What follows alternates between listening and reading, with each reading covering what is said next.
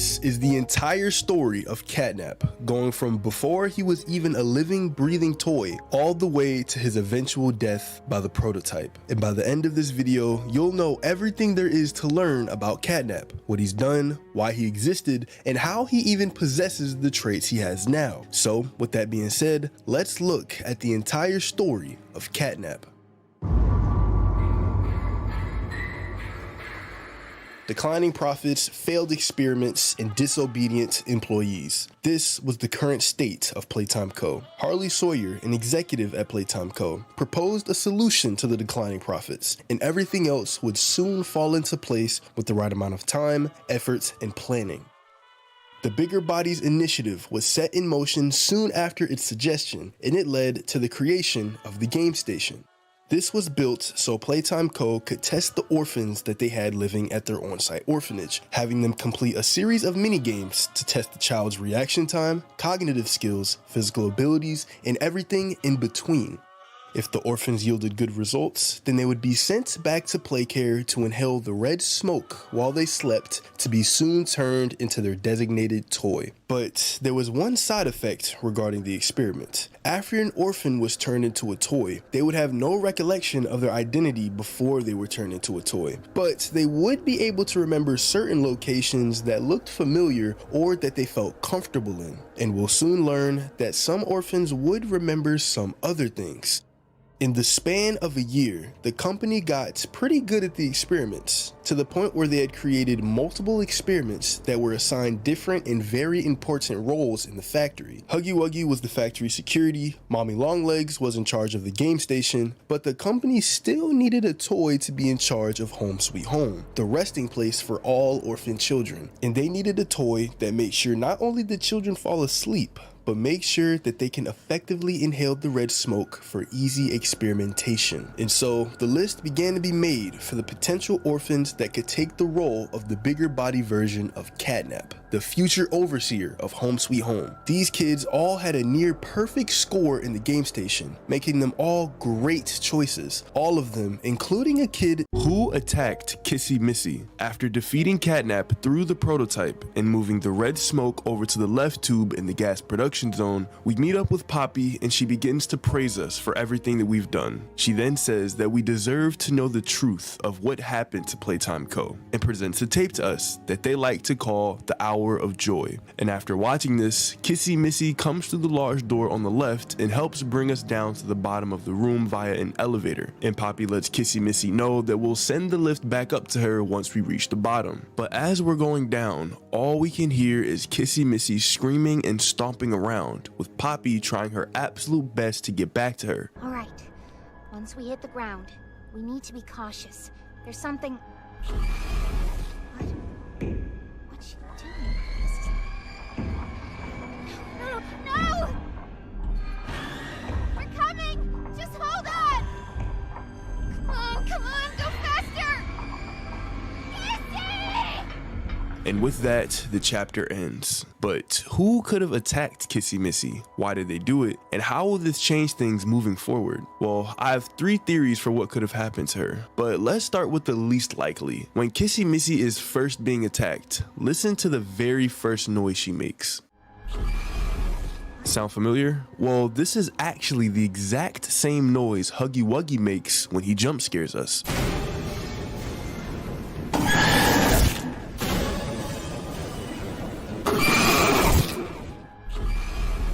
But why would Kissy Missy make this noise in the first place? Well, lots of people are led to believe that it was actually Huggy Wuggy himself that made the first noise. But if we were to assume that both of them were in the room, then it would make the rest of the attack make 0 sense. On top of the screaming, you can hear Kissy Missy stomping around, but you can't hear any other footsteps. If Huggy Wuggy was the one to attack her, the footsteps would have been either doubled or a lot more rapid.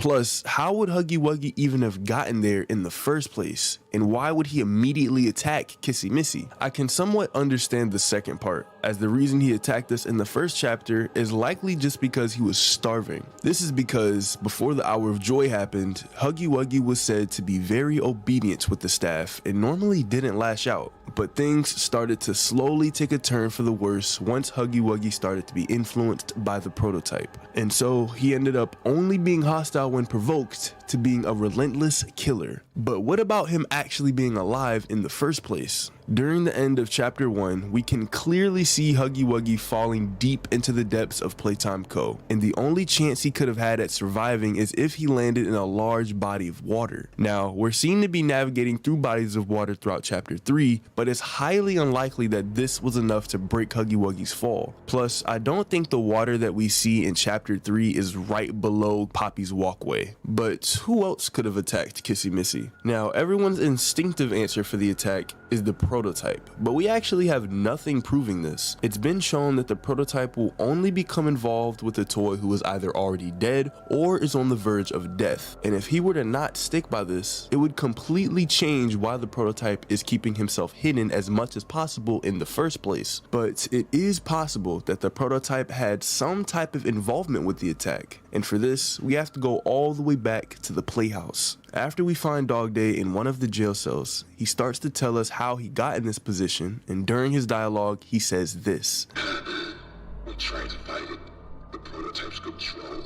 Now, this can be taken one of two ways. The first is the prototype actually being able to manipulate your mind and turn you evil, and the second is the prototype just having a bunch of control over all the other toys, meaning it would be very difficult to defy him. If we were to go with the first way, it's possible that the prototype started to try and control Kissy Missy and turn her evil, which is why we don't hear anyone else stomping around or screaming. All of this could be mental for Kissy Missy, and in the next chapter, we might have to turn her back to her good ways. The way he got Huggy Wuggy to go from obedient to ruthless will probably be used on Kissy Missy as well. But right now, we really have nothing to go off of. We can't see what's going on with Kissy Missy, and the only thing we can really use as info is what we heard. There was never a point in the game where Kissy Missy was said to have any type of enemy, and the only character that's in relation to Kissy Missy is Huggy Wuggy. And again, he was supposedly killed way back in chapter 1. So with no one having any past reasons to attack Kissy Missy, this had to have been orchestrated by someone else. This brings me back to the prototype, but instead of him being the person to do it directly, it's possible that he sent another character to do the job, and maybe it's a character we haven't even seen yet. Lots of people have been speculating on not just what will happen for the next chapter, but who's gonna be the main antagonist for it. I don't think chapter 4 will be the last chapter, so that would also mean that the prototype can't be the last character we have to take down. So with that being said, could it be possible that the person who attacked Kissy Missy will also be the main antagonist of chapter 4? It's a bit of a stretch, but again, we don't really have much to back anything up. Plus, after being attacked by Kissy Missy after leaving Home Sweet Home, Poppy lets us know on the elevator that Catnap was the last obstacle he put between us.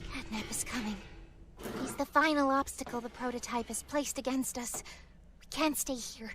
Keep yourself safe. So wouldn't that mean that he couldn't send anyone else down to us? It also makes me wonder how